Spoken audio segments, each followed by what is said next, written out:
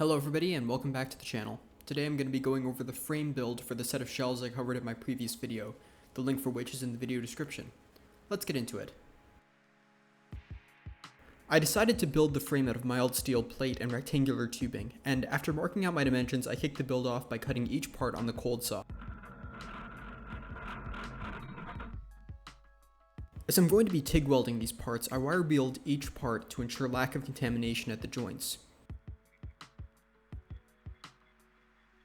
And prior to welding everything together, I came to the last minute realization that I never built the feet for the shelves, so I'll be doing that now, starting with a piece of what I think is elm. I decided to make it tapered and started off by measuring it to match the mounting bracket on the frame, and then I cut the stock to size on the miter saw and table saw and cut the tapers. Finally, I sanded the parts to 320 grit and finished them with Rubio Monocoat. Unintentionally, this is actually higher than you typically want to go with this coating, but I didn't realize that at the time.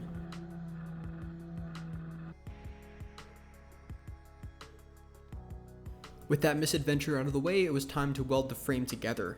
I used a series of 90-degree mag clamps to constrain the brackets for the shelves and added a series of angled gussets, as the shelves are going to be cantilevered pretty heavily. Here you can see one side of the welded shelves. I conducted an initial fit up to ensure that everything lined up correctly by clamping the two parts of the frame down, but I realized that the frame needed additional reinforcement, so I made two horizontal steel brackets and drilled all of the mounting holes and conveniently forgot to record it. The final step of this build was to coat the frame, and I chose a matte black rust preventative.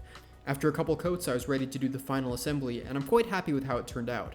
I hope you all also enjoyed this video, and if you feel I deserve it, I would appreciate it if you liked and subscribed. Thank you all for watching, and I'll see you next time.